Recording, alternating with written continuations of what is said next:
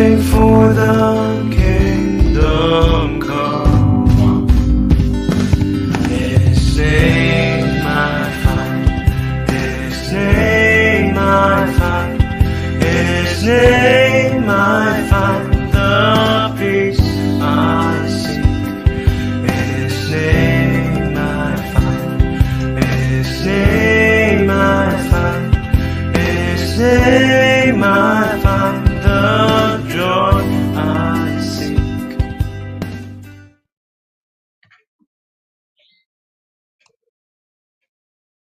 Shalom, selamat malam Bapak Ibu yang terkasih di dalam Kristus. Selamat pagi yang bagi Bapak Ibu yang stay di Amerika dan selamat siang bagi Bapak Ibu yang stay di Jerman.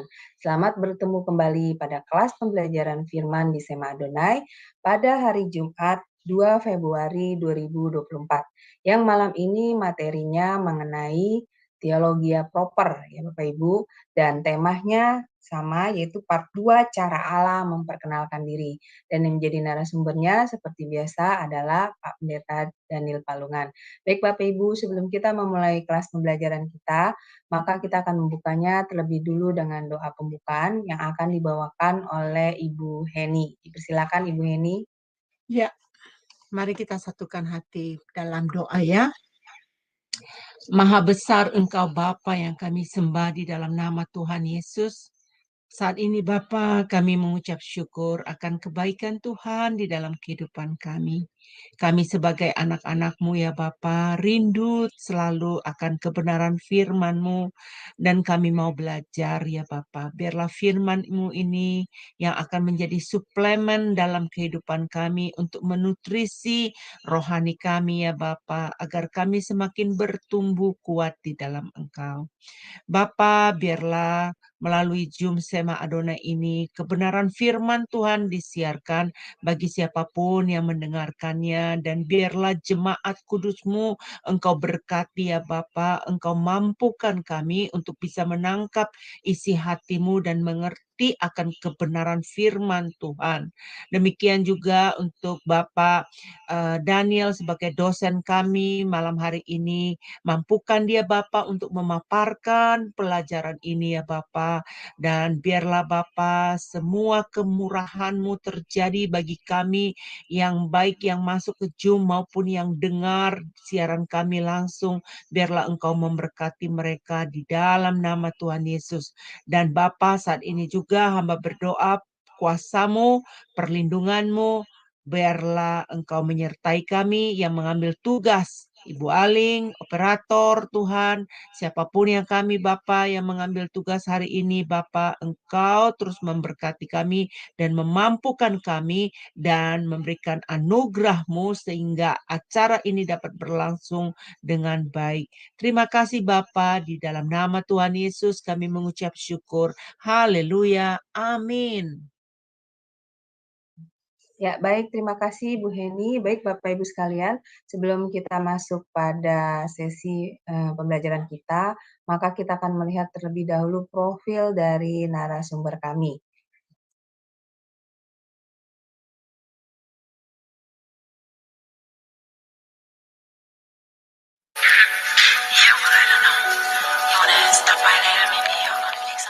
Salam semua, pada kesempatan yang berbahagia kali ini, Sema Adonai akan memperkenalkan pengajar kita, yakni Bapak Pendeta Daniel Palungan. Dan berikut adalah profil singkat dari beliau. Bapak Pendeta Daniel Palungan, MIS MTH Demin, lahir di Tanah Toraja 10 Februari tahun 1960. Pendidikan Teologi, PJAK Seminari Betel, Jakarta, mulai tahun 1981 hingga tahun 1984. STTII Jakarta, Teologia, mulai dari tahun 1996 hingga tahun 2000. STTII Jakarta, S2 Misiologi, dari mulai tahun 2000 hingga tahun 2002. STT Antioquia, TCIST S2 Sistematik Teologi, dari mulai tahun 2001 hingga tahun 2003. STT Berkat di Ministry tahun 2002 hingga tahun 2004. Pelayanan Gembala GBI Jemaat Sola Gracia Ciledug, Tangerang. Ketua Bidang Teologia GBI Wilayah 6 DPD Banten mulai tahun 2015 hingga tahun 2023. Pendiri dan Ketua STT Shalom Nusantara mulai tahun 2001 hingga tahun 2013. Pendiri dan terlibat di divisi O sejak tahun 2021. Gembala di Sema Adonai Ibadah Online. Karya penulis buku Kingdom Speaker. Pedoman praktis menggali Alkitab.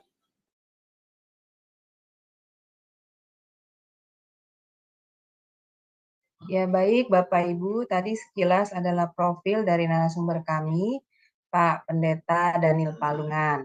Baik, sekarang kita akan masuk kelas pembelajaran kita, tetapi terlebih dahulu saya akan menyapa narasumber kami. Shalom, selamat malam Pak Daniel. Selamat malam Bu Aling, selamat malam saudara-saudara yang kekasih. Iya, bagaimana Pak kabarnya? Semoga luar biasa dan selalu sehat ya Pak. Iya, 2 hari kena hujan, jadi hari ini agak terasa berat badannya, tapi semangat. Ya. Iya, semangat, semoga cepat pulih ya Pak, cepat sembuh. Iya, baik, terima kasih Pak Daniel, saya serahkan waktu dan tempat selanjutnya kepada Pak Daniel, dipersilakan. Oke, terima kasih Bu Aling. Nah, saudara-saudara yang saya kasih di dalam Tuhan Yesus, kita membahas tentang doktrin teologi proper. Yang kita tahu bahwa Allah yang kita sembah adalah Allah yang maha segala-galanya, Allah yang melampaui segala akal manusia, dan karena itu dia tidak mungkin dapat dikenal oleh manusia dengan segala upaya dan kemampuan yang dimiliki. Namun kita bersyukur bahwa Allah yang kita sembah itu, Allah Bapa, Anak, dan Roh Kudus adalah Allah yang merindukan supaya dia dapat selain dipercaya oleh umatnya, supaya juga dapat dikenal dengan benar oleh umatnya. Dan karena itu, maka dia mengambil satu inisiatif dan tindakan untuk memperkenalkan diri kepada manusia, yang bahasa teologianya itu disebut sebagai penyataan. Jadi penyataan inilah yang memungkinkan manusia untuk bisa mengenal siapa Allah itu, walaupun tidak dengan sepenuhnya, tetapi penyataan Allah kepada manusia itu cukup untuk manusia bisa mengenal siapa Allah itu, dan dengan itu manusia dapat menempatkan diri secara benar dan memperlakukan diri juga secara benar di hadapan Tuhan. Nah, cara yang dipakai oleh Tuhan untuk memperkenalkan diri kepada manusia itu secara garis besar ada 2. Yang pertama adalah secara umum. Mengapa disebut sebagai secara umum? Karena memang itu adalah untuk mencakup semua umat manusia, dan caranya adalah cara yang dapat dilihat dimiliki oleh setiap orang. Jadi disebut secara umum karena memang sangat-sangat umum, global kepada setiap orang. Nah, cara yang kedua adalah cara atau penyataan secara khusus. Mengapa disebut sebagai penyataan khusus? Oleh karena pola-pola atau bentuk-bentuk penyataan Allah kepada manusia itu ya secara khusus, tidak secara global atau tidak secara umum, secara khusus. Dan juga dia menyatakan diri kepada orang-orang itu secara khusus pula. Ya, secara khusus. Walaupun ada yang dampaknya itu secara umum, tetapi pola yang dipakai Tuhan itu adalah pola yang khusus, dan karena itu maka dia dikelompokkan sebagai penyataan khusus. Nah, penyataan khusus ini ada 10 kurang lebih, makanya saya bagi 2 lagi menjadi 2 sesi. Jadi cara penyataan Allah part kedua ini nanti akan berlanjut dengan cara penyataan Allah atau cara Allah memperkenalkan diri dalam part yang ketiga. Nah, jadi saudara kekasih, itu sekedar resume dan juga untuk memberikan garis besar tentang apa yang akan kita bahas di dalam cara Allah memperkenalkan diri kepada manusia. Nah, yang pertama dari cara Allah memperkenalkan diri secara khusus adalah undi. Nah, kenapa disebut khusus? Bukan dampaknya yang secara umum, tetapi caranya yang khusus atau metodenya, bendahnya yang khusus yang tidak terdapat di sembarang tempat dan di segala waktu. Nah, kalau kita baca itu di dalam Amsal pasal 16 ayat yang ke-33,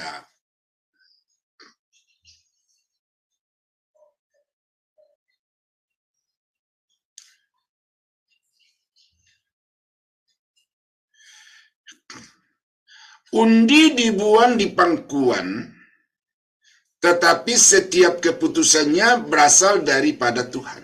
Nah, jadi ini pola-pola yang dipakai juga di dalam Perjanjian Lama, walaupun tidak terlalu porsinya banyak seperti yang lain, tetapi ini salah satu yang dipakai di dalam Perjanjian Lama untuk bagaimana orang mendapatkan jawaban atau penyataan khusus daripada Allah. Ya, jadi orang-orang Perjanjian Lama itu memakai undi sebagai satu cara untuk menentukan apa yang dikehendaki oleh Tuhan dan apa yang tidak dikehendaki oleh Tuhan. Dan ini adalah hal-hal yang biasa kita temukan juga di dalam pertandingan-pertandingan, umpamanya sepak bola gitu ya. Ini satu analogi atau perbandingan yang kita bisa lihat sekarang ini. Bagaimana di dalam pertandingan sepak bola itu, setiap kapten itu dipanggil untuk menghadap wasit, lalu wasit itu memberikan kepada mereka pilihan. Ya, mau pilih angka atau mau pilih gambar, kalau itu adalah uang koin. Seperti kita di Indonesia itu ada uang 1000. Ya, bersebelahannya itu masing-masing sisinya itu memiliki gambar yang berbeda, dan kepada setiap kapten itu disuruh milih mau pilih mana. Nah, kemudian kalau dia menang mau pilih mana, mau pilih tendang bola pertama atau mau pilih posisi lapangan. Nah, itu yang kita lihat di dalam dunia sepak bola. Nah, jadi kita melihat di situ bahwa Tuhan itu juga memakai undi untuk menyatakan rencananya, kehendaknya kepada manusia. Nah, yang terakhir kita temukan di dalam Alkitab itu adalah di dalam Kisah Rasul pasal 1 ayat yang ke-21 sampai ayat yang ke-26. Nah, jadi murid-murid Yesus itu ada 12. Tetapi kemudian salah satunya itu mengkhianati Yesus, dan memang dia untuk itu dipilih, yaitu Yudas Iskariot, maka tinggal menjadi 11. Supaya kembali genap menjadi 12, maka murid-murid itu bersepakat untuk memilih 2 orang dari sekian banyak murid-murid yang begitu setia, yang juga memiliki satu persekutuan erat dengan Yesus, sehingga pengajaran Yesus itu dia dapat pahami dengan benar, maka didapatkanlah 2 orang. Ya, saya bacakan mulai dari Kisah Rasul pasal 1 ayat 21 yang berkata, "Jadi harus ditambahkan kepada kami seorang dari mereka yang senantiasa datang berkumpul dengan kami selama Tuhan Yesus bersama-sama dengan kami." Nah, itu kriteria yang ditetapkan oleh murid-murid untuk memilih siapa yang boleh mencalonkan diri atau dicalonkan untuk menggantikan posisi Yudas ini, yaitu orang-orang yang selalu bersama-sama dengan rasul-rasul itu untuk mengikut melayani Yesus dan juga untuk mendengarkan pengajaran Tuhan Yesus dengan setia. Nah, yaitu mulai dari baptisan Yohanes sampai Yesus terangkat ke surga, meninggalkan kami untuk menjadi saksi dengan kami tentang kebangkitannya. Nah, jadi ini ada persyaratan waktu juga. Jadi dari mulai Yesus dibaptis sampai kepada Yesus terangkat ke surga, orang itu tidak boleh ada absennya. Selalu setia mengiring Yesus kemanapun Yesus pergi, dan dengan itu dia dianggap layak untuk memenuhi kriteria sebagai pengganti daripada Yudas. Nah, ayat 23, lalu mereka mengusulkan 2 orang, yaitu Yusuf yang disebut Barsabas dan yang juga bernama Justus dan Matias. Jadi ada 2 orang di sini, yaitu Yusuf dan Matias. Nah, Mereka semua berdoa dan berkata, "Ya Tuhan, Engkaulah yang mengenal hati semua orang. Tunjukkanlah kiranya siapa yang Engkau pilih dari kedua orang ini untuk menerima jabatan pelayanan, yaitu kerasulan yang ditinggalkan Yudas yang telah jatuh ke tempat yang wajar baginya." Nah, jadi murid-murid di sini mengajukan dua orang. Nah, siapa dari dua orang ini di mata murid-murid sama saja dari segi kualitasnya, dari segi loyalitasnya, ya sama. Nah, untuk dapat memilih dari dua orang ini dan supaya jangan ada di antara kedua orang ini ataupun juga pendukung-pendukungnya menjadi tersinggung oleh karena merasa lebih direndahkan, maka mereka sepakat bahwa siapapun nanti yang akan ditunjuk oleh Tuhan itu harus menjadi wakil kita semua, menjadi rasul kita semua, menjadi pelayan kita semua yang akan melayani bersama-sama dengan 11 rasul itu.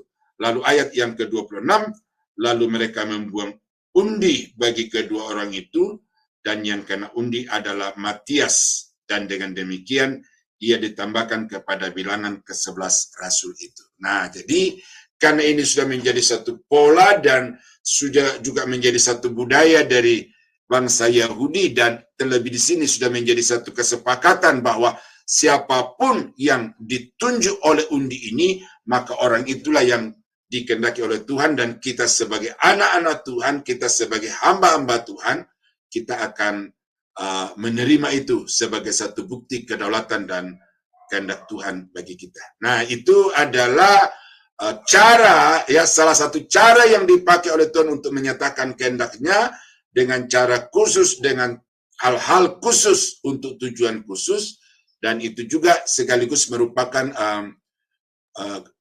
kesempatan terakhir atau peristiwa terakhir di mana undi itu dipakai di dalam Alkitab.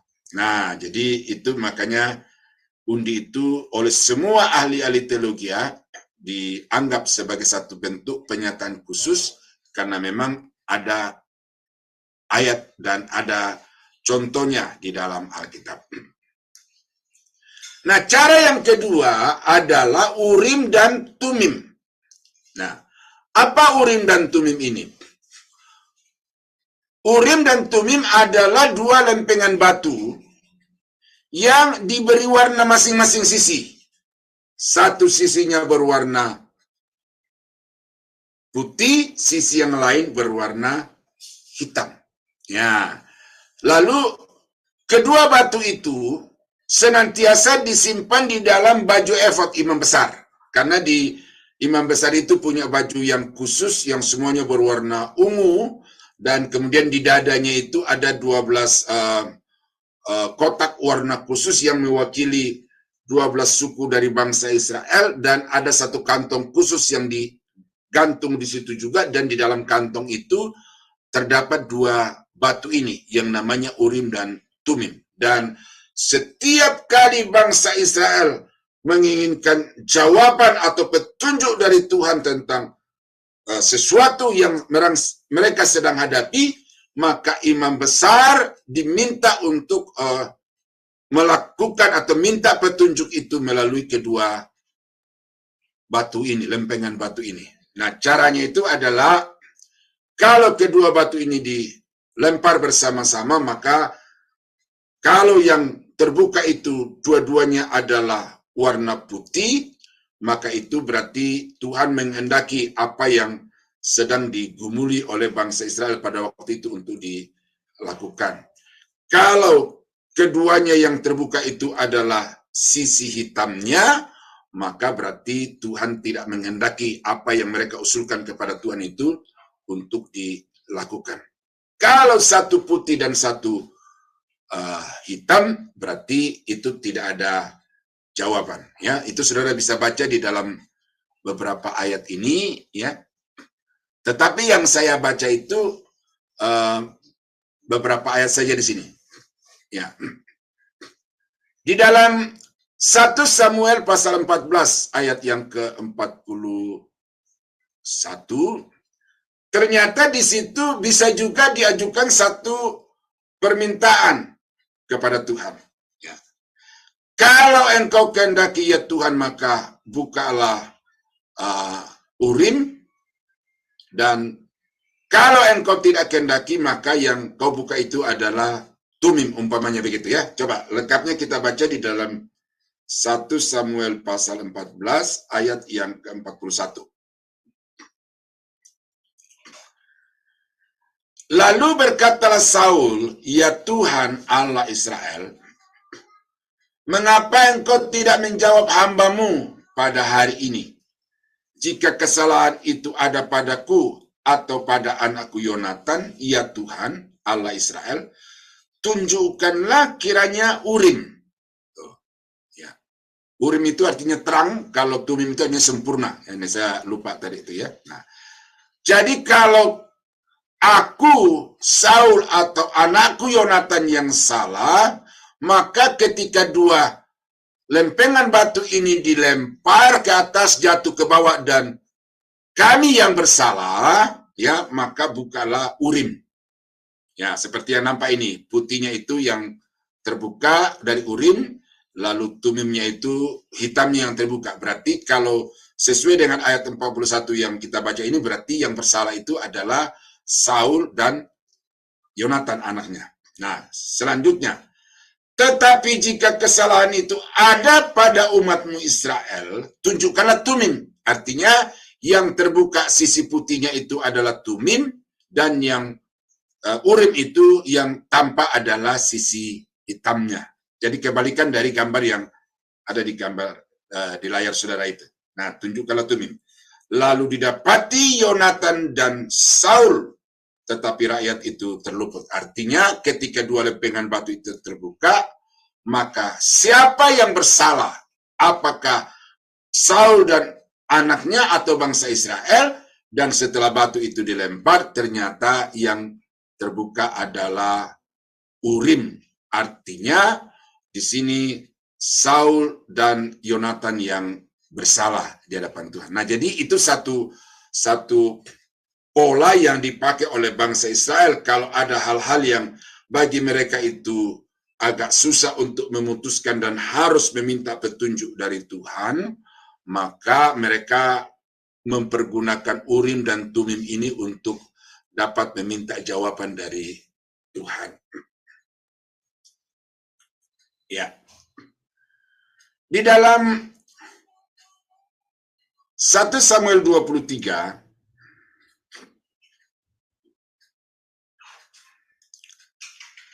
ayat 9 sampai dengan ayat yang ke-12. Ya, ini juga Daud nih meminta petunjuk dari Tuhan, apa yang harus dia lakukan. Ya. Nah, ketika diketahui Daud bahwa Saul berniat jahat terhadap dia, berkatalah ia kepada Imam Abiatar, bawalah efod itu kemari. Nah, efod itu baju imam yang di dalamnya ada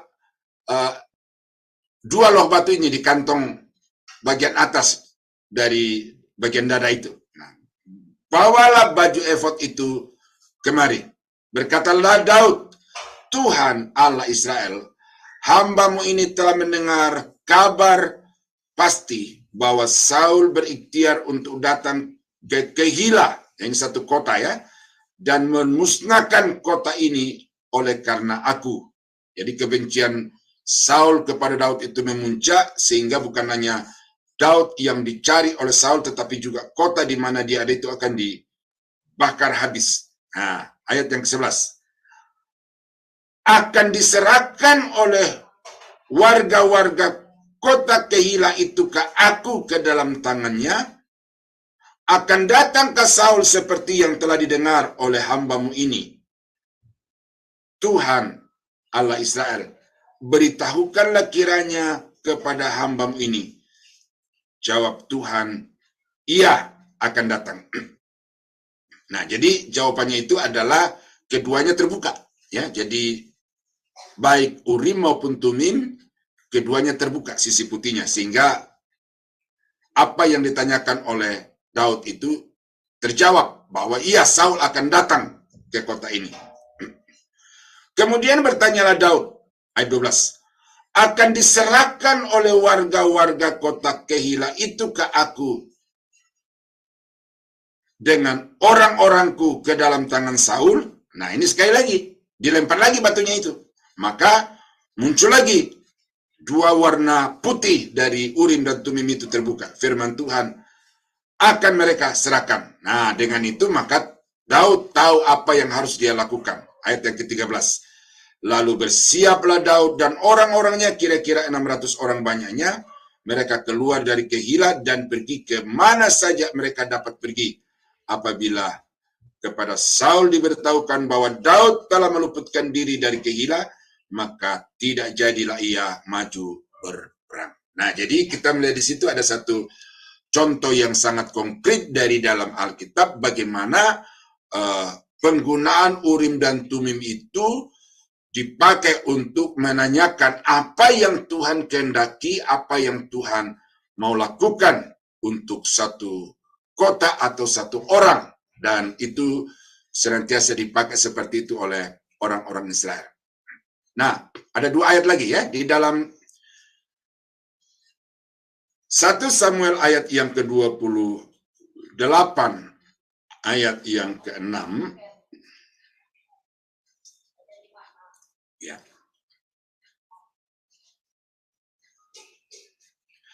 Dan Saul bertanya kepada Tuhan, tetapi Tuhan tidak menjawab dia, baik dengan mimpi, baik dengan Urim, baik dengan perantaraan para nabi. Nah, jadi ternyata di situ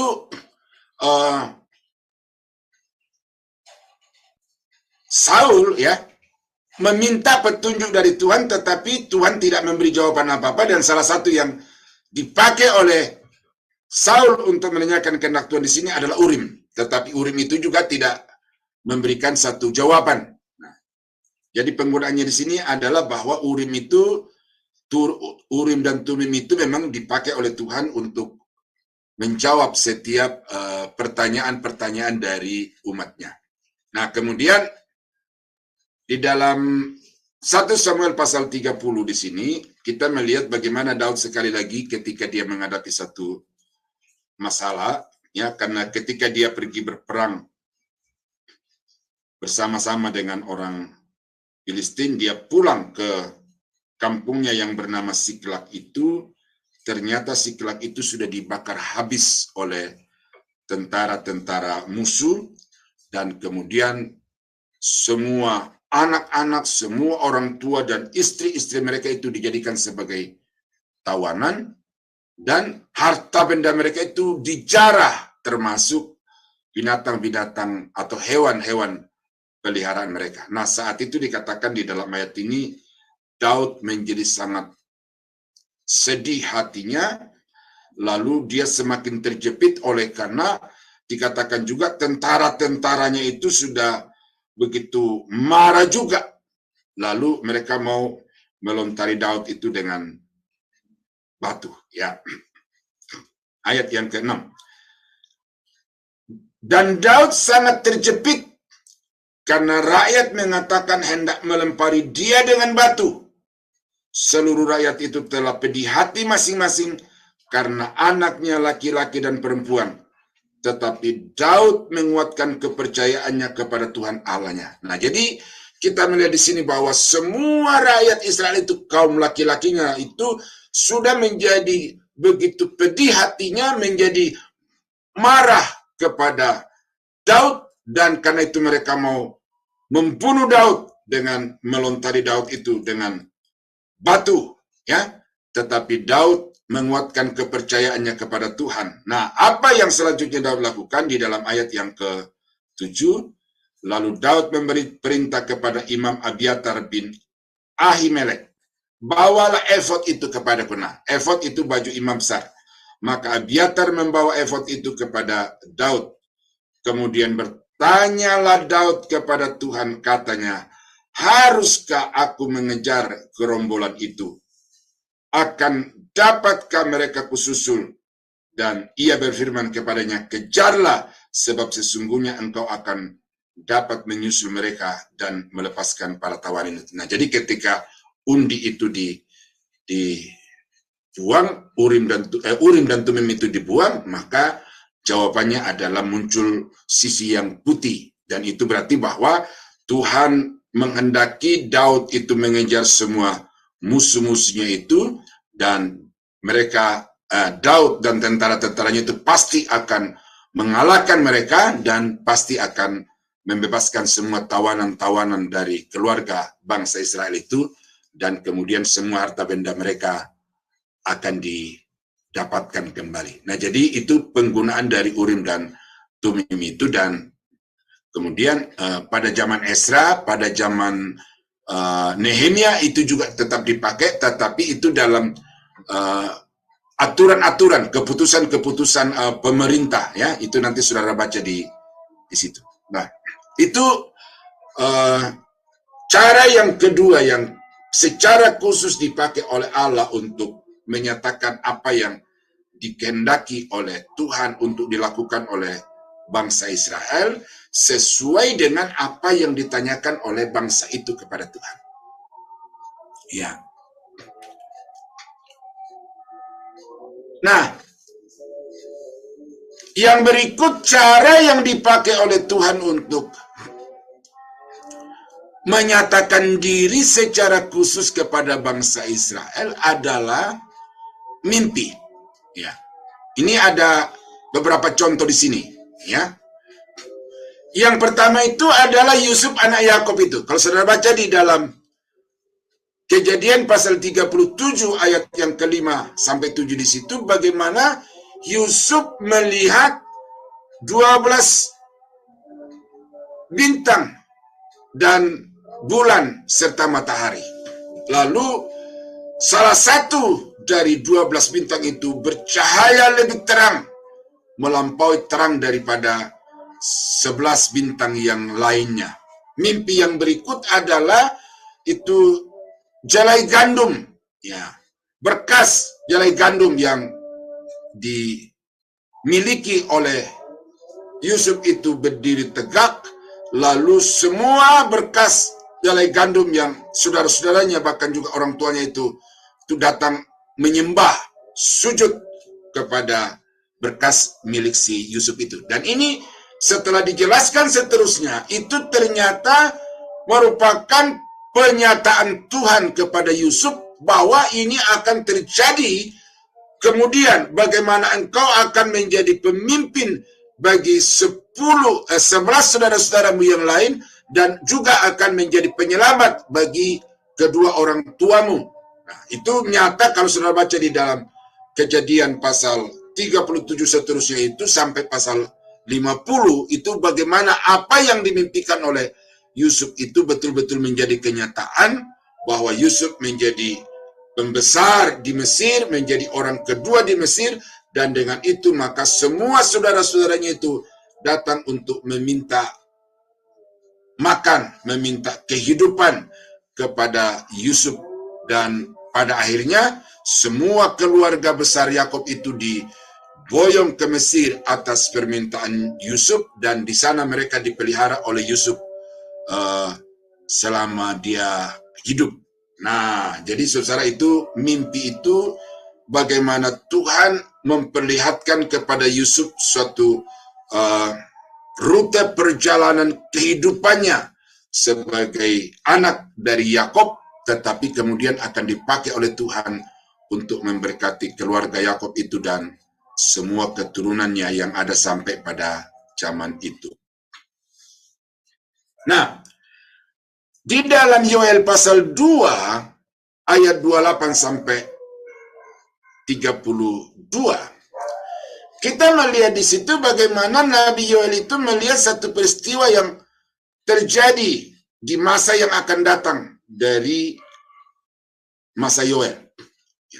Dia melihat tentang pencurahan Roh Kudus di Yerusalem. Ya, saya bacakan ayat ini saja ya.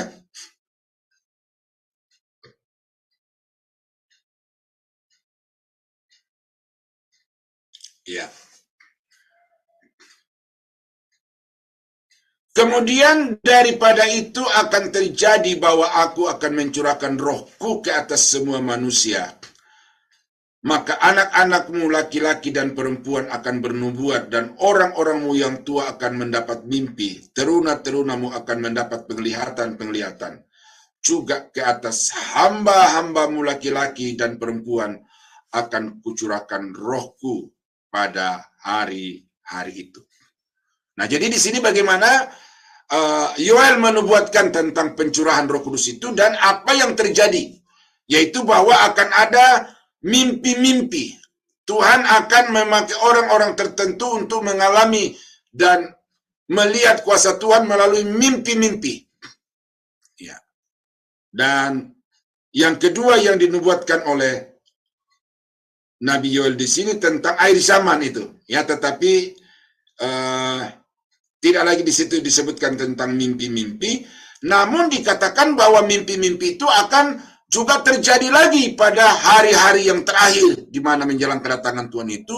Maka kita melihat di situ bahwa mimpi adalah satu cara yang dipakai oleh Tuhan untuk menyatakan kehendaknya bagi umatnya dan untuk menyatakan hal-hal yang Tuhan akan kerjakan di masa-masa yang akan datang. Ya, itu mimpi Yoel. Nah, kembali di dalam Matius pasal 1 dan juga di dalam Matius pasal 2. Oh, ini.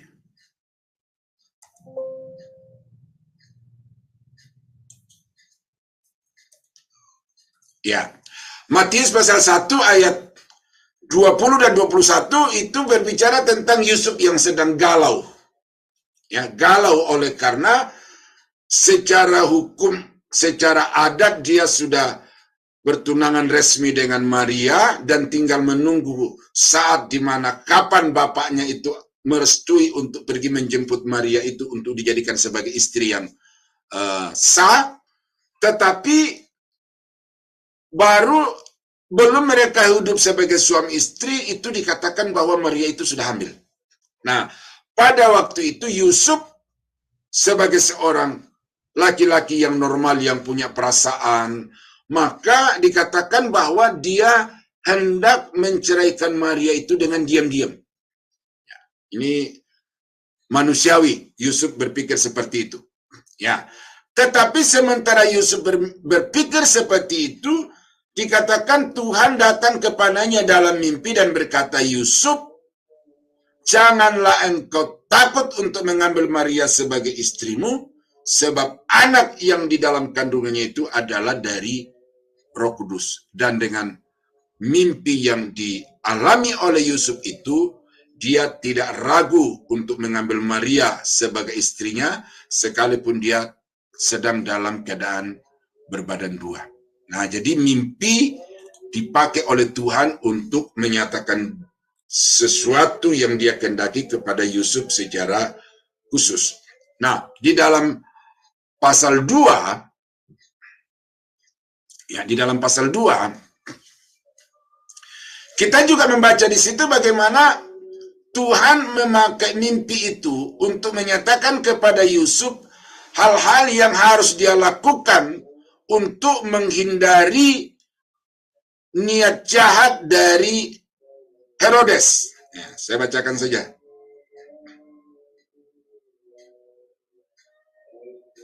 Ya.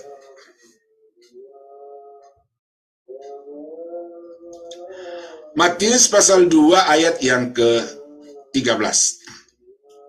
Setelah orang-orang Majus itu berangkat, nampaklah malaikat Tuhan kepada Yusuf dalam mimpi.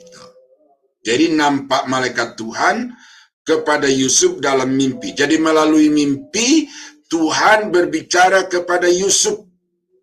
Ya, bangunlah, ambillah anak itu serta ibunya, larilah ke Mesir dan tinggallah di sana sampai aku berfirman kepadamu, karena Herodes akan mencari anak itu untuk membunuh dia. Nah, jadi sekali lagi di sini Yusuf mendapatkan firman Tuhan melalui mimpi untuk menyingkirkan anak yang baru dilahirkan atau bayi yang baru dilahirkan itu ke Mesir supaya dia jangan jatuh ke dalam tangan Herodes yang sudah dikuasai dengan kemarahan karena ambisi ya kekuasaannya itu, lalu dia mau mengenyahkan Yesus yang baru lahir itu, karena orang-orang Majus berkata kepadanya bahwa kami datang untuk mencari raja yang baru dilahirkan pada malam ini. Lalu dengan itu maka Herodes merasa ada ancaman, ada saingan, dan karena itu sebelum dia menjadi dewasa atau sebelum dia tumbuh menjadi orang dewasa, maka dia harus disingkirkan lebih dulu. Tetapi Tuhan melindungi anak itu dan menyatakan diri kepada Yusuf melalui mimpi untuk menyatakan apa yang harus Yusuf lakukan. Nah, jadi mimpi merupakan alat yang dipakai Tuhan untuk menyatakan diri kepada manusia secara khusus, ya. Dan nah, ayat yang ke-16. Ya, itu kita lewat saja, itu tindakan Yusuf. Ayat yang ke-19. Setelah Herodes mati, nampaklah malaikat Tuhan kepada Yusuf dalam mimpi di Mesir. Nah, ini. Jadi di Mesir. Tadi itu di Bethlehem, sekarang di Mesir. Nah, bangunlah, ambil anak itu serta ibunya dan berangkatlah ke tanah Israel, karena mereka yang hendak membunuh anak itu sudah mati. Lalu Yusuf pun bangunlah, diambilnya anak itu serta ibunya dan pergi ke tanah Israel. Nah, jadi kita melihat di sini Yusuf, bapak dari Yesus itu ternyata berkali-kali mendapatkan mimpi, atau berkali-kali mendapatkan firman Tuhan, mendapatkan kehendak Tuhan, mendapatkan penyataan Tuhan melalui mimpi. Nah, pernyataan umum tentang mimpi ini dinyatakan oleh Ayub di dalam Ayub pasal 33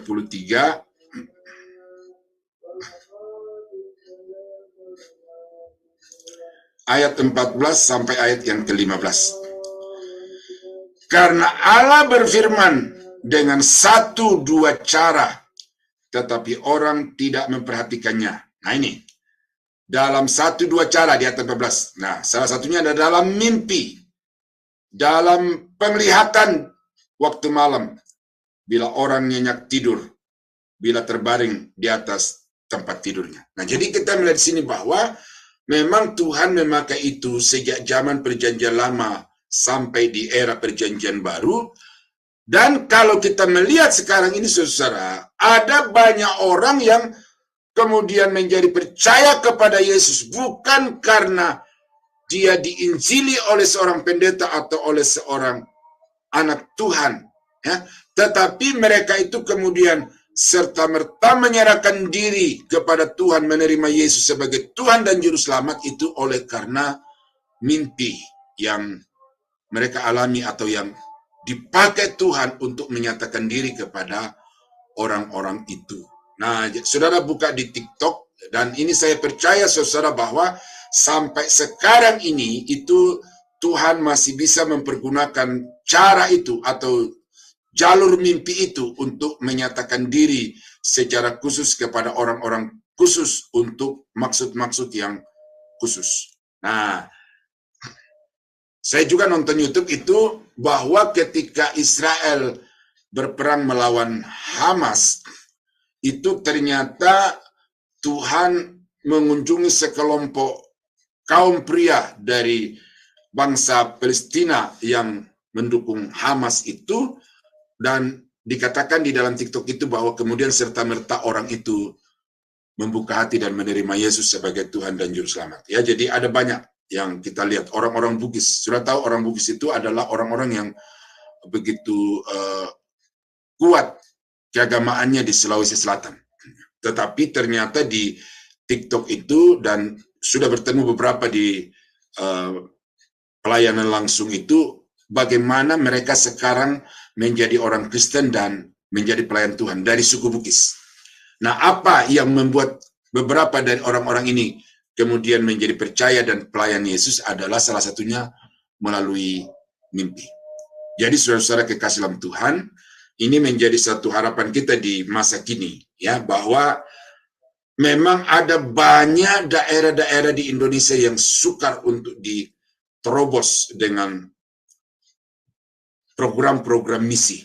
Ya, apapun strategi yang kita lakukan itu diketahui oleh mereka dan diantisipasi, bahkan pintu itu ditutup ketat oleh mereka. Tetapi jangan menyerah, jangan putus asa, saudara. Tadi siang saya ketemu satu TikTok juga dari orang Sunda. Ya, bagaimana ada seorang anak gadis yang dia berkata, tidak ada kemungkinan sedikit pun untuk saya bisa bertemu, bergaul dengan orang Kristen. Karena keluarga saya begitu kuat di dalam keagamaannya. Ya, tetapi Tuhan menjangkau dengan caranya dia sendiri. Dan karena itu sekarang dia menjadi orang Kristen yang juga militan untuk menyaksikan tentang kemurahan Tuhan kepada orang-orang yang dia kasihi. Nah, kita tahu suku Padang, ya, itu suku Minang, maksudnya suku Minang itu salah satu suku yang begitu kuat kehidupan keagamaannya di Indonesia. Ya, Alkitab atau Injil itu mau diterjemahkan ke dalam bahasa Minang itu mendapatkan reaksi yang begitu keras dari orang-orang Minang.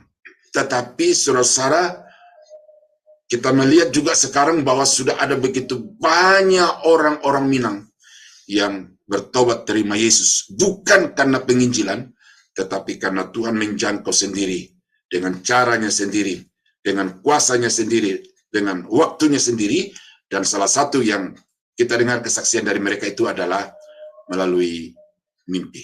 Nah, jadi saudara, karena itu saya tetap berkeyakinan bahwa mimpi ini masih akan terus dipakai oleh Tuhan untuk menyelamatkan orang-orang yang dia kasihi, yang tidak bisa dijangkau dengan program-program misi oleh baik badan misi ataupun juga oleh gereja. Nah, karena itu maka tetaplah berdoa untuk suku-suku yang tidak terjangkau itu, ya. Di Indonesia masih banyak suku-suku yang disebut sebagai unreached people group, ya, kelompok-kelompok masyarakat yang belum terjangkau. Artinya mereka itu masih di bawah 1%, ya, komunitas itu yang percaya kepada Yesus, dan karena itu masih dikelompokkan sebagai kelompok yang belum terjangkau atau unreached people group itu.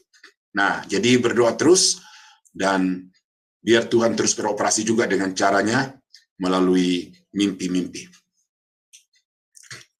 Nah, yang keempat, ya, bagaimana Tuhan menyatakan diri secara khusus kepada umatnya, kepada orang-orang yang dia mau pakai secara khusus untuk menyampaikan firman-Nya, atau hal-hal apa yang akan terjadi di tengah-tengah dunia ini, itu dinyatakan juga secara khusus kepada orang-orang tertentu itu melalui yang namanya visi atau penglihatan.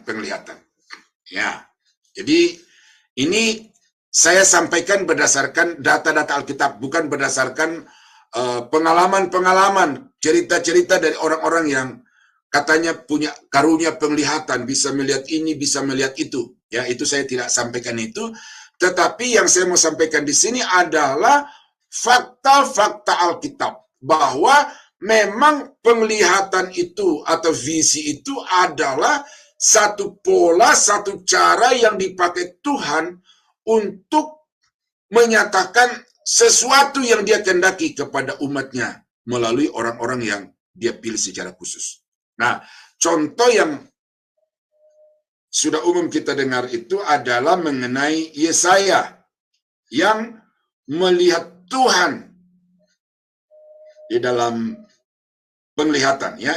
Yesaya pasal 6 ayat 1 sampai 10. Saya baca sambil saya komentari di beberapa bagian tertentu, ya. Dalam tahun matinya Raja Uzia, aku melihat Tuhan duduk di atas takhta yang maha tinggi dan menjulang, dan ujung jubahnya memenuhi bait suci. Nah, dari ayat 1 ini saudara bisa melihat bagaimana dahsyatnya penglihatan Nabi Yesaya itu, sehingga ada satu pribadi yang dia lihat duduk di atas taktanya yang tinggi, tetapi jubahnya itu sampai menyentuh bait suci.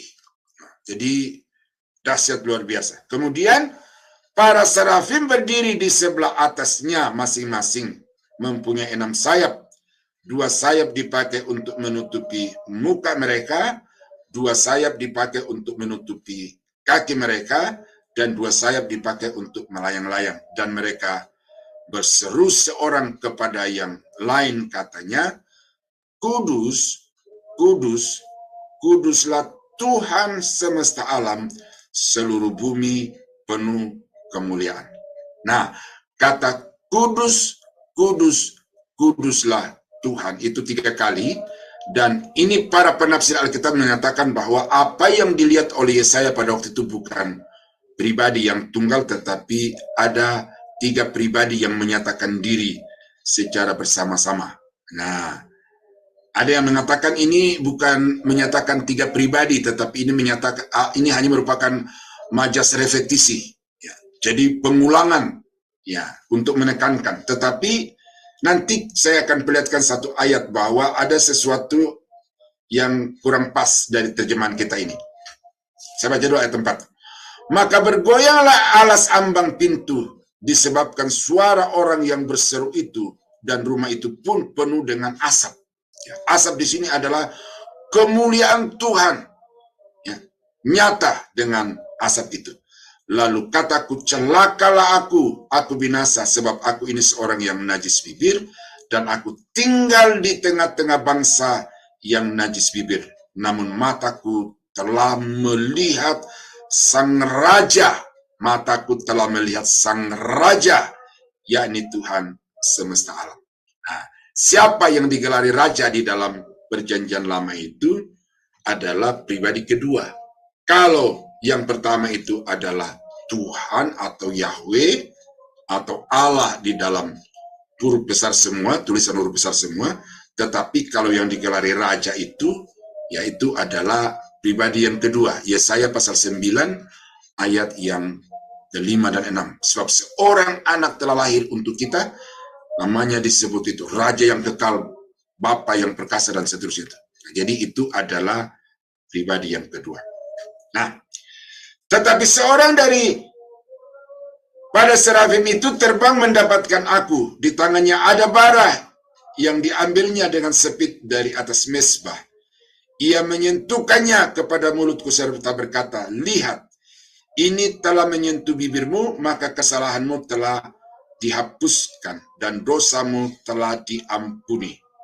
Lalu aku mendengar suara Tuhan berkata, siapakah yang akan kuutus dan siapakah yang mau pergi untuk aku? Nah, ini di sini di dalam bahasa Indonesia ini tunggal, saudara ya. Siapakah yang akan kuutus dan siapakah yang mau pergi untuk aku?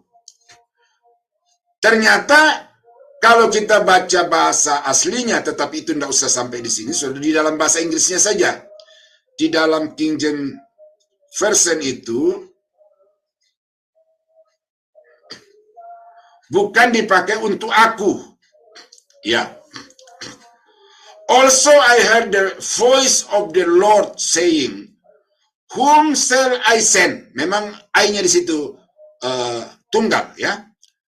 And who will go for us? Tuh.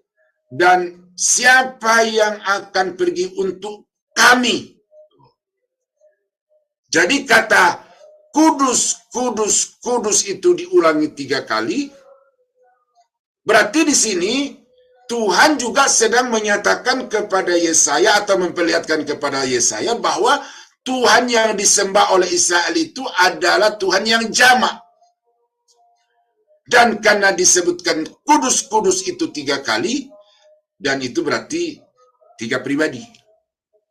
Nah, jadi saudara, ini menjadi dasar saya untuk percaya bahwa Tritunggal itu tidak bisa dipatahkan dengan argumentasi apapun, dengan mengutip ayat yang macam apapun, ya. Nah, jadi itu sekedar untuk memperlihatkan kepada saudara bahwa Tuhan itu bukan saja memperlihatkan kekuasaannya yang maha mulia itu kepada Yesaya, tetapi juga sekaligus dia memperlihatkan pribadi-pribadinya, karena dia berkata, siapakah yang mau pergi untuk kami?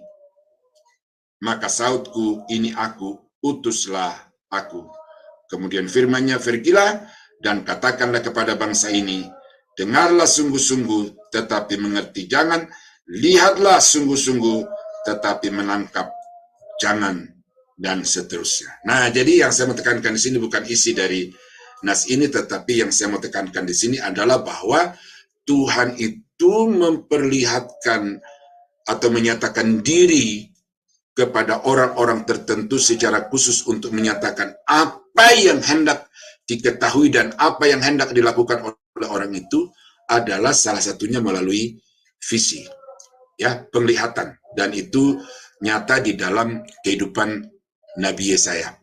Nah, di dalam Yeskel pasal 1 ayat yang ketiga, ternyata kepada Yeskel ini juga Tuhan menyatakan diri melalui penglihatan.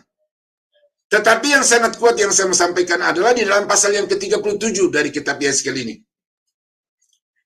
Bagaimana Yeskel itu dikuasai oleh roh dan dibawa ke satu lembah yang datar, yang luas, yang dikatakan di dalam pasal itu penuh dengan tulang belulang yang berserakan.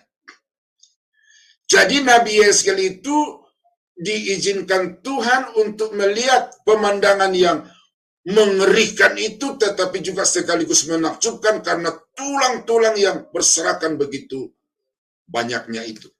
Nah, lalu kemudian dari tulang-tulang itu akhirnya terungkap bahwa sesungguhnya itu berbicara tentang bangsa Israel di dalam ayat yang ke-11 dari Yeskel pasal 37 itu. Itu adalah bangsa Israel yang mengatakan bahwa kami ini sudah hilang pengharapan, sudah seperti orang yang terkubur di dalam kubur dan tidak ada harapan untuk bangkit. Tetapi kemudian dengan kuasa Tuhan, dia akan bertindak untuk menghidupkan kerohanian bangsa Israel itu, akan mengembalikan ke tanah perjanjian, tanah leluhur mereka yang mereka sudah tinggalkan beribu-ribu tahun itu. Dan melalui penglihatan itu, Nabi Yeskel diyakinkan bahwa Tuhan akan berperkara secara hebat luar biasa kepada umat pilihannya sekali lagi. Sekalipun mereka mengatakan bahwa kami ini sudah tidak ada harapan untuk bangkit lagi sebagai bangsa. Kami ini sudah seperti mayat yang terkubur di dalam kubur, seperti tulang-tulang yang dilihat oleh Nabi Yeskel itu. Tetapi apa yang Tuhan nyatakan kepada Nabi Yeskel melalui penglihatan itu adalah pekerjaan yang akan dilakukan oleh Tuhan di akhir zaman tentang kepulangan dari bangsa Israel dari berbagai penjuru bumi. Nah, di dalam Daniel pasal 7 dan Daniel pasal 8, ini juga berbicara tentang penglihatan. Bagaimana Tuhan memperlihatkan kepada Nabi Daniel raja-raja yang akan bangkit dan kemudian kerajaan-kerajaan yang akan bangkit. Nah, ini karena panjang, jadi saya kisahkan saja secara singkat.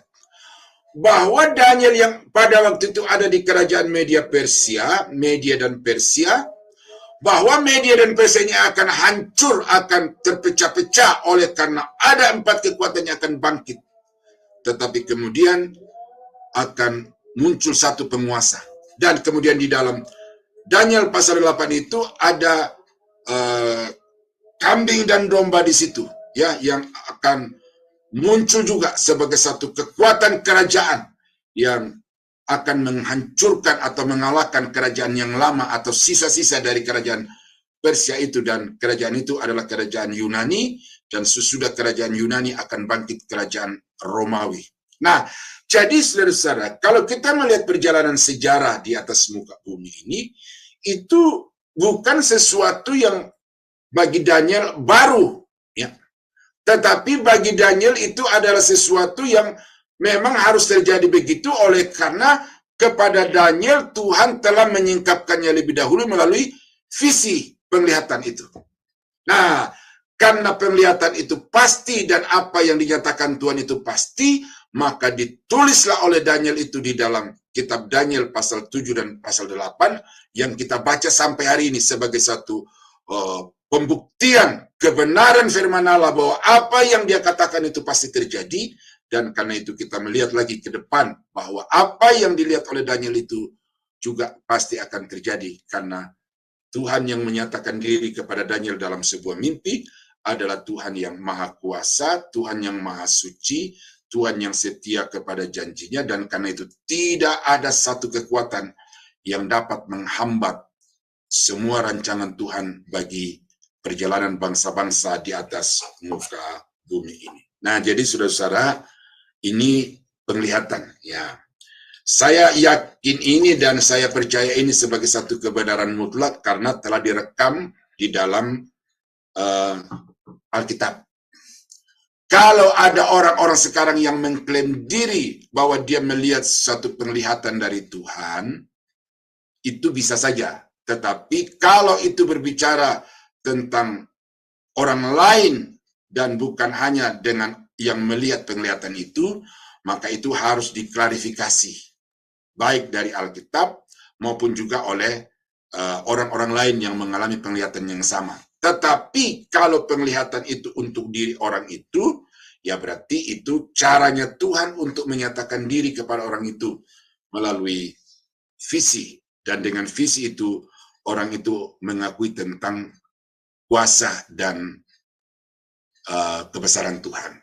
Ya, jadi penglihatan itu masih bisa tetap ada, tetapi itu adalah cara Tuhan untuk menyatakan diri secara khusus kepada orang-orang juga yang khusus dimaksud oleh Tuhan. Nah, yang terakhir malam ini yang saya mau paparkan kepada Bapak Ibu, bagaimana Tuhan atau cara apa yang dipakai Tuhan untuk menyatakan dirinya kepada manusia, itu di dalam Alkitab Perjanjian Lama Khusus itu adalah nabi-nabi. Ya. Jadi nabi-nabi ini adalah alat penyataan Tuhan. Bahwa melalui nabi-nabi, Tuhan berbicara kepada umatnya. Melalui nabi-nabi, Tuhan menyatakan kehendaknya kepada umatnya. Dan mulai dari Nabi Musa sampai kepada Nabi Maliaki, itu kita melihat itu mereka adalah alat-alat di dalam tangan Tuhan untuk berbicara, untuk menyatakan kehendaknya dan rencananya kepada semua umat yang dikasih, bahkan kepada semua umat manusia. Dan ya, saya tidak perlu jelaskan satu demi satu, ya. Tetapi kita melihat ini bahwa karunia Nabi itu masih tetap ada sampai sekarang ini, ya, di dalam Efesus pasal 3. Mudah-mudahan tidak salah tulis ini, ya.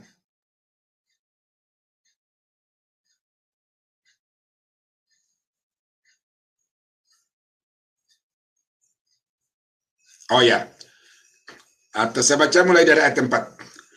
Apabila kamu membacanya, kamu dapat mengetahui daripadanya pengertian akan rahasia Kristus yang pada zaman angkatan-angkatan dahulu tidak diberitakan kepada anak-anak manusia, tetapi yang sekarang dinyatakan di dalam roh kepada rasul-rasul dan nabi-nabinya yang kudus. Ya, jadi rasul-rasul juga adalah alat penyataan Tuhan pada era perjanjian baru, sama seperti nabi-nabi pada era perjanjian lama.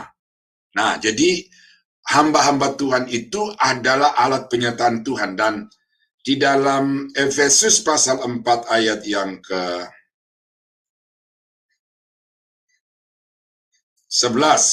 ya, bagaimana nabi itu masih tetap ada sampai sekarang ini. Karunianya, karunia nabi.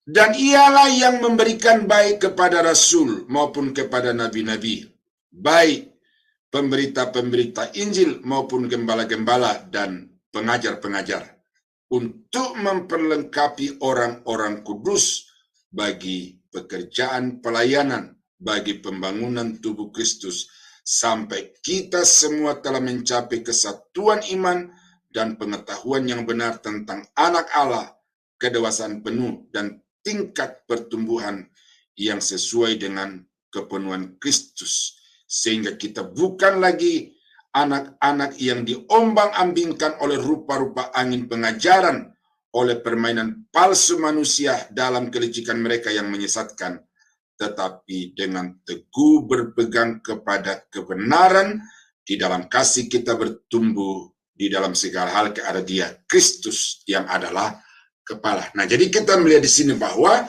nabi-nabi atau karunia nabi itu masih tetap diadakan Tuhan di dalam gereja yang sekarang ini adalah dengan tujuan untuk membangun tubuh Kristus, ya, untuk mengajarkan kepada jemaat Tuhan itu ajaran Alkitab yang benar, sehingga mereka dapat memiliki pertumbuhan iman yang benar, pengetahuan firman yang benar, dan bertumbuh kepada pengenalan akan Allah yang benar, sehingga jemaat itu dapat dibangun di dalam satu kesatuan yang harmonis antara satu dengan yang lain. Dan yang berikut yang dikerjakan oleh nabi-nabi dan rasul-rasul ini adalah untuk mendewasakan iman jemaat itu sehingga menjadi jemaat yang kuat, yang kokoh, yang tangguh, yang tidak mudah untuk diombang-ambingkan oleh pengajaran para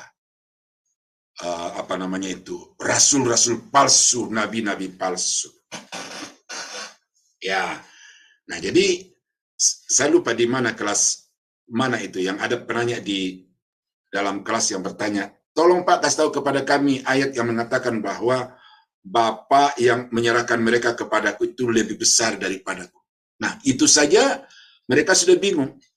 Katanya mereka sudah melaksanakan kegiatan pelayanan apologetika, tetapi ketika mereka ditanya dengan pertanyaan itu, mereka bingung untuk menjawabnya. Sehingga dikatakan itu menjadi senjata dari orang-orang non-Kristen untuk menjatuhkan iman orang-orang Kristen kepada Yesus sebagai Tuhan yang Maha Kuasa itu. Nah, ternyata ayat itu sangat simpel untuk menjawabnya. Nah, itulah peranan nabi-nabi, peranan rasul-rasul di dalam gereja sekarang ini, yaitu untuk melaksanakan pengajaran, sehingga dengan pengajaran para rasul, para nabi, gembala, dan guru-guru serta penginjil itu, jemaat itu akan semakin kuat di dalam keyakinan mereka kepada Tuhan, karena dibangun di atas dasar pemahaman Alkitab yang benar.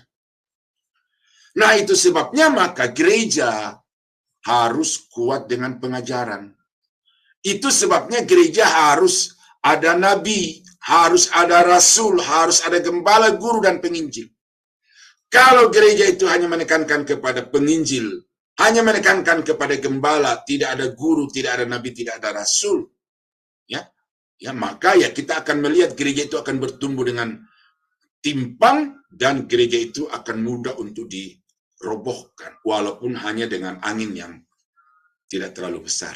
Nah, itu sebabnya saudara, maka saya ketika masuk di Sema Adonai ini, saya melihat ini ada satu keinginan yang begitu kuat dari Bu Heni dan teman-teman untuk mengajarkan kitab suci itu secara benar. Maka saya mencurahkan segenap hati, segenap pikiran, dan tenaga saya untuk melaksanakan ini, karena bagi saya ini adalah kebutuhan dasar gereja.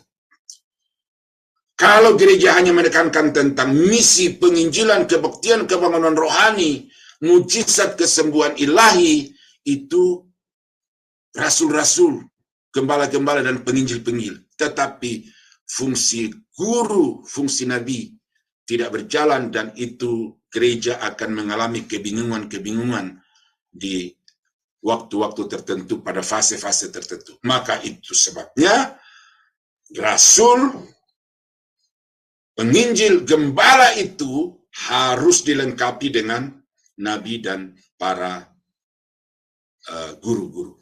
Ya. Jadi nabi itu seorang yang bisa berbicara dengan lantang tentang kebenaran, yang tidak kompromi.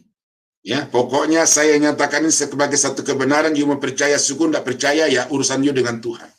Nah, itu nabi-nabi, saudara. Karena ada banyak orang yang sebagai gembala dia lebih orang Jawa itu mengemong itu, melindungi, memanjakan gitu ya, lebih menjaga komunitasnya. Tetapi ketika ada kesalahan-kesalahan yang dibuat di dalam jemaat itu, gembala-gembala itu agak sungkan untuk menyatakannya. Maka dibutuhkanlah nabi yang dapat berbicara secara gamblang, terus terang, tetapi tidak memukul atau tidak menghakimi, hanya dengan menyampaikan kebenaran firman Allah yang sesungguhnya, yang sejatinya. Nah, jadi saudara-saudara, jangan heran kalau suatu ketika ada orang-orang tertentu yang berbicara dari atas mimbar itu dengan lantang, dengan tegas. Itu berarti orang itu dikasih karunia kenabian. Ya, tetapi lantang tegas bukan karena dia menghakimi, lantang tegas oleh karena dia mau menyatakan kebenaran firman itu sebagaimana yang harus ditaati oleh umatnya. Nah, jadi itu bagian pertama yang saya sampaikan pada malam ini dari part 2. Cara Allah memperkenalkan diri kepada manusia, yaitu melalui cara-cara yang khusus. Dan cara-cara yang khusus pada malam ini, yang pertama adalah undi, yang kedua adalah urim dan tumim, yang ketiga adalah mimpi, yang keempat itu adalah visi, dan yang kelima malam ini adalah nabi, ya, rasul juga masuk ke dalamnya. Nah, jadi karena itu saudara, maka Tuhan itu tidak kurang cara, ya, walaupun dia Allah yang maha besar, Allah yang transenden, yang melampaui jangkauan akal manusia, tetapi ternyata dia dapat menyatakan diri secara nyata juga melalui berbagai cara, ya, secara umum dan secara khusus. Nah, Bapak Ibu, saya kasih kesempatan sampai jam 8.30 karena agak kurang konsentrasi saya ini, badan dan kepala agak memberat, jadi saya kasih kesempatan kalau ada yang mau bertanya, untuk bisa juga untuk mempertegas atau memberikan pengalaman-pengalaman berdasarkan dengan apa yang saya nyatakan 5 poin tadi itu. Silakan, Ibu. Ya, baik. Terima kasih Pak Daniel untuk pemaparannya yang luar biasa ya mengenai materi malam ini, yaitu part kedua, cara Allah memperkenalkan diri. Baik, sebelum kita masuk pada sesi diskusi dan tanya jawab, maka saya akan mempersilakan Ibu Heni ya, Ibu, untuk membacakan acara-acara Sema Andonai seminggu ke depan. Silakan Ibu. Wah, sebentar. Iya, belum tampil ya. Sebentar ya teman-teman. Bentar ya Bu, ini ada masalah ini. Bentar ya teman-teman ya. Wah, pelajarannya sangat luar biasa hari ini Pak. Sangat memberkati kami semuanya.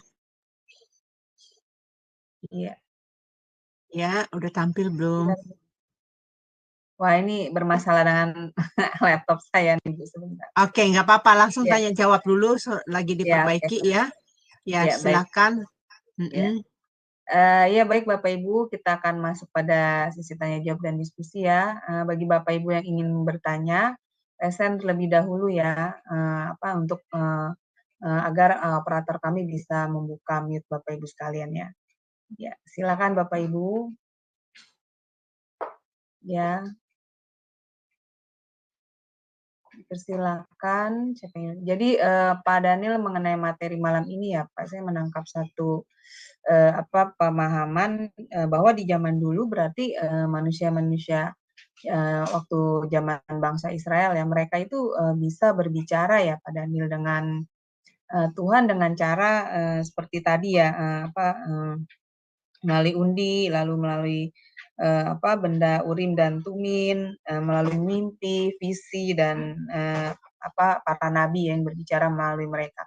Nah, kalau di zaman sekarang ini, zaman kasih karunia Pak Daniel, ini kayaknya yang berlaku untuk masa sekarang ini hanya mimpi ya Pak, melalui mimpi dan melalui visi, visi masih ya Pak ya, dan melalui para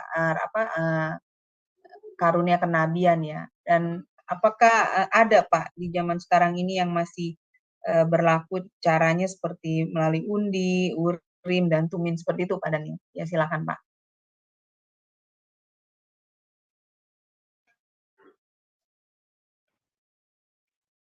Pak, masih di mute, Pak. Ya, kalau kita baca Perjanjian Baru, bahwa undi itu satu-satunya itu tertulis di dalam Kisah Rasul pasal 1 itu, maka kita dapat meyakini bahwa sesudah Yesus datang ke dalam dunia ini, maka Urim dan Tumim itu sudah tidak ada lagi, karena Tuhan sudah berbicara langsung kepada umatnya melalui anaknya. Dan itu nanti pada part kedua dari bagian kedua dari part 2 ini saya akan sampaikan itu.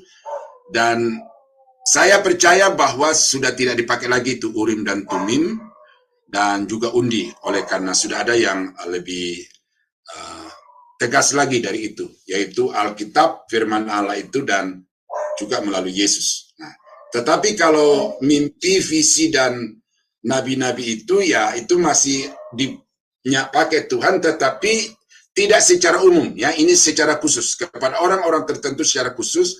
Tuhan masih akan pakai itu untuk menjangkau mereka dengan kasih dan kuasa-Nya. Ya, saya kira itu, Bu Ali.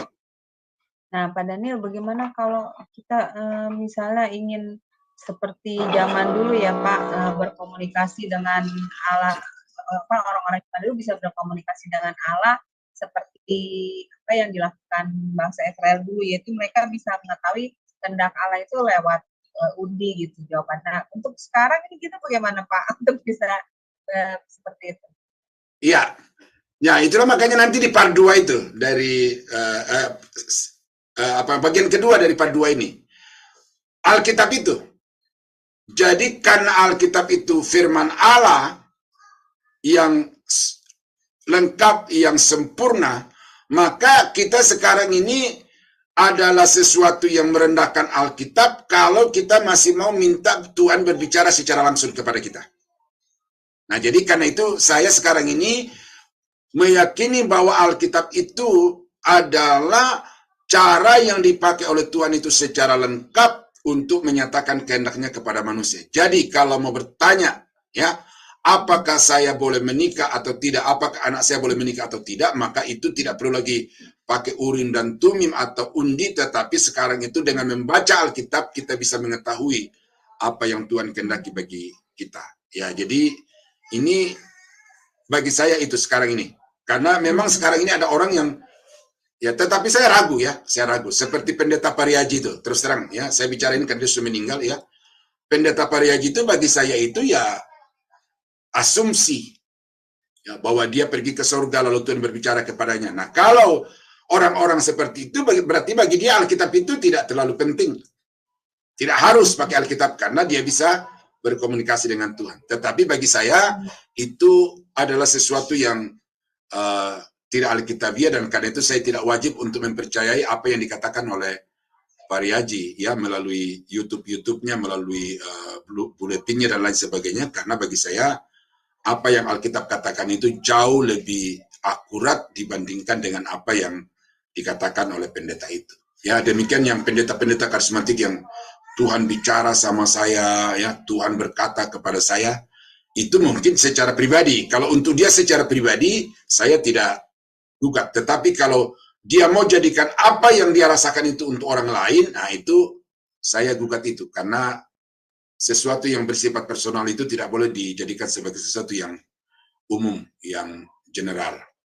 Saya kira itu, Bu Alim. Berarti itu ya, Pak Daniel, untuk sekarang ini cara berkomunikasi kita dengan Allah itu ya tidak lagi seperti zaman bangsa Israel dahulu ya, Pak. Nah, tetapi kita bisa berkomunikasi lewat kebenaran firman-Nya ya, yaitu Alkitab. Di situ Tuhan mengajarkan segala hal ya, Pak, tentang kebenaran dan ajaran Dia itu melalui Alkitab berarti ya, Pak Daniel ya. Ya. Paham sekarang ya. Karena pada zaman Nabi itu Alkitab belum tertulis secara lengkap. Maka itu sebabnya Tuhan memakai cara itu. Tetapi sekarang sesudah Alkitab itu tertulis secara lengkap dan sempurna, maka melalui iluminasi Roh Kudus, itu Tuhan bisa berbicara. Nah, karena itu ada rema. Ya, seringkali saudara dengar kata rema itu ya. Ada logos, ada rema. Nah, kadang-kadang kita membaca Alkitab itu seperti logos. Rangkaian huruf-huruf. Tetapi kadang-kadang memang, ya, saya sendiri juga seringkali alami itu, bahkan beberapa khotbah saya di Sema Adonai itu, saya dapatkan itu sebagai semacam satu rema. Ketika saya mendapatkan postingan teman, ayat-ayat Alkitab, ayat itu seperti berbicara. lalu saya renungkan, saya kembangkan menjadi khotbah yang saya sampaikan di Sema Adonai. Nah, jadi rema itu adalah firman yang diiluminasi oleh Roh Kudus sehingga seperti suara yang berbicara langsung kepada Bapak dan Ibu atau juga kepada saya. Ya, jadi rema itu saya percaya itu. Ya. Iya, paham saya Pak Daniel. Terima kasih Ya. untuk pencerahannya. Ya. Baik Ibu Heni, silakan. Ya, baik. Bapak Ibu, untuk acara nanti setelah acara ini, kita ada pelajaran ya, jam 9 malam hari ini. Ini sambungan dari pelajaran Sejarah Penebusan buku seri keempat. Kalau Bapak Ibu ingin belajar Alkitab lebih mendalam, lebih nurut ya, maksudnya sistematis, Bapak Ibu ayo ikut belajar ini. Hari ini kita akan masuk dalam pertemuan yang ke-7, kondisi iman Hizkia dalam infansi gereja Asyur. Ya, dosen pengajarnya hari ini adalah Bapak Pendeta Yudi Lengkong, dan saya sendiri yang akan menjadi moderatornya. Ya, Bapak Ibu, jam 9 tetap stay ya bersama kami. Tune ya.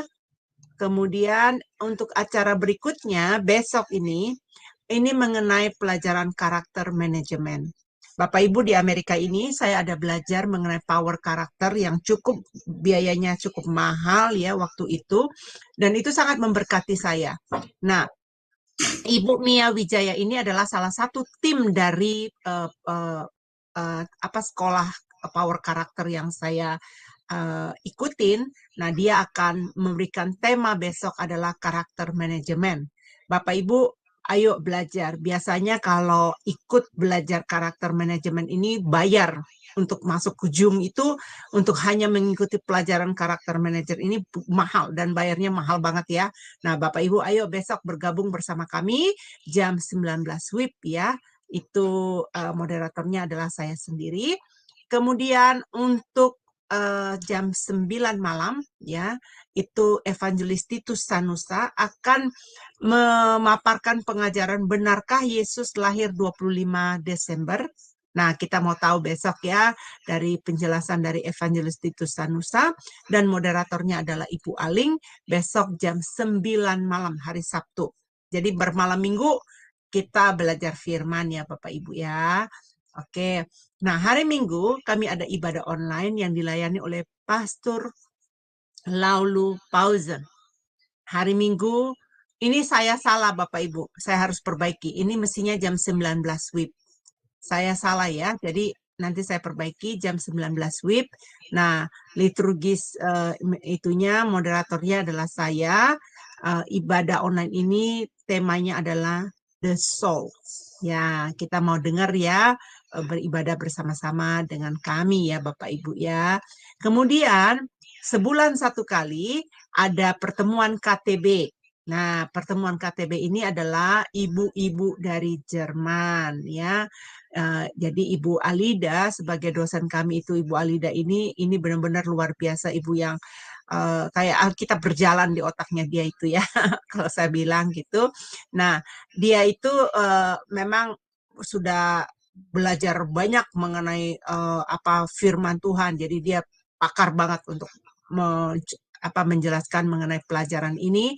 Nah, diambil dari buku Sejarah Penebusan seri ketiga. Jadi ibu-ibu yang dari Jerman itu sudah belajar buku 1, buku 2, buku 3. Nah, sekarang buku ketiganya baru pertemuan yang kedua ya.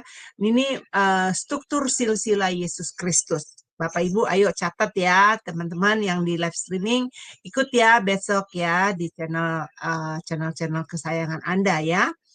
Baik, Bapak Ibu, kami Sema Adonai mengadakan renungan pagi setiap hari Senin sampai Sabtu. Nah, Bapak Ibu melihat ya foto-foto hamba-hamba Tuhan yang melayani kami di sini.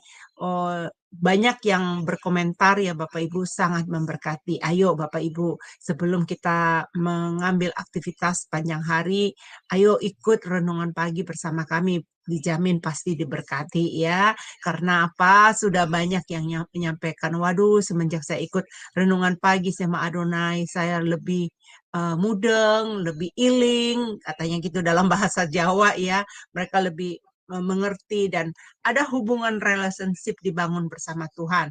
Nah, itu jam 5.30 pagi. Nah, Bapak Ibu lihat ya di sini channel Cahaya Firman. Tidak semua acara ibadah online dan renungan pagi serta juga untuk acara renungan Pak Daniel Palungan itu seminggu sekali tidak disiarkan di beberapa channel. Jadi ada di channel Cahaya Firman. Kali ini kena channel baru kami ganti namanya menjadi channel Cahaya Firman. Tolong Bapak Ibu tolong subscribe. Minta bantu, dukunglah pelayanan kami, beri kami support supaya kami lebih semangat lagi melayani ya Bapak Ibu ya. Jadi saya percaya Bapak Ibu yang mendengarkan saat ini, ayo subscribe Cahaya Firman, bantu supaya Bapak Ibu juga bisa mendapatkan renungan pagi bersama Sema Adonai, siaran tunda dari ibadah online, jadi Bapak Ibu juga akan bisa mendapatkan berkat. Ya, saya kembalikan kepada Sister Aling.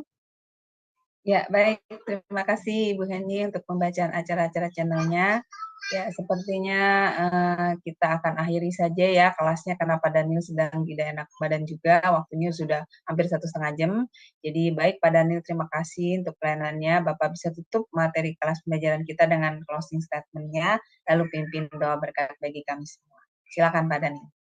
Ya, jadi saudara-saudara yang kekasih di dalam Tuhan, ya, satu hal yang luar biasa dari Tuhan yang kita sembah ini adalah Tuhan yang merindukan adanya persekutuan dengan dirinya. Ciptaannya diadakan itu tujuannya adalah untuk bersekutu, memuji, menyembah Dia, dan karena dosa itu merusak hubungan itu sehingga manusia jauh dari Tuhan. Namun Tuhan dengan kasih-Nya selalu ada dorongan dalam dirinya untuk mendekatkan diri kepada makhluk ciptaannya dan khususnya kepada manusia. Ya, manusia punya keterbatasan, punya banyak hal yang tidak memungkinkan untuk bisa bertemu dengan Tuhan. Tetapi Allah yang kita sembah itu adalah Allah yang kreatif. Ya, ini kalimat baru yang saya munculkan, istilah baru, kreatif.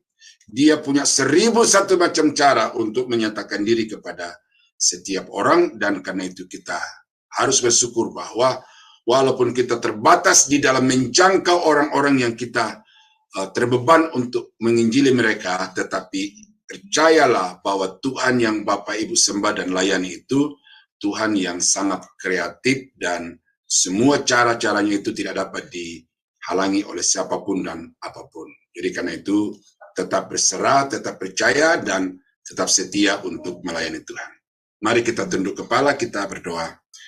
Bapa, terima kasih untuk kelas pertemuan kami pada malam ini yang sudah diberkati Tuhan, dan secara khusus untuk hamba-Mu yang Kau beri kekuatan untuk bisa menjaga konsentrasi sehingga dapat memaparkan ajaran firman Tuhan tentang bagaimana Engkau memperkenalkan diri-Mu kepada manusia ini, walaupun sederhana dan ada hal-hal yang kadang-kadang miss di dalam pikiran, tetapi terima kasih atas bimbingan Roh Kudus, umat-Mu dapat memahami dengan tepat seperti yang Kau kehendaki. Sementara kami akan berpisah satu dengan yang lain, sebagian jemaat-Mu akan beristirahat, sebagian juga akan melanjutkan kelas ini, dan juga hamba-Mu akan beristirahat. Semua kami pertaruhkan hidup kami dalam tangan-Mu Tuhan.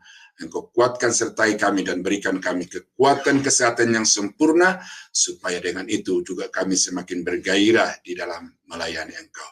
Terpuji nama-Mu Bapa, kami berdoa berterima kasih untuk kelas kami pada malam ini, di dalam nama Yesus Tuhan dan Juru Selamat kami. Haleluya. Saudara-saudara sidang jemaat yang dikasihi Tuhan, kiranya anugerah dari Allah Bapa di dalam sorga, damai sejahtera dari Tuhan kita Yesus Kristus, serta persekutuan kuat kuasa Roh Kudus, kiranya menyertai kita sekalian dari sekarang sampai selama-lamanya. Dalam nama Yesus, kami akhiri kelas Teologia Proper pada malam ini. Haleluya. Amin.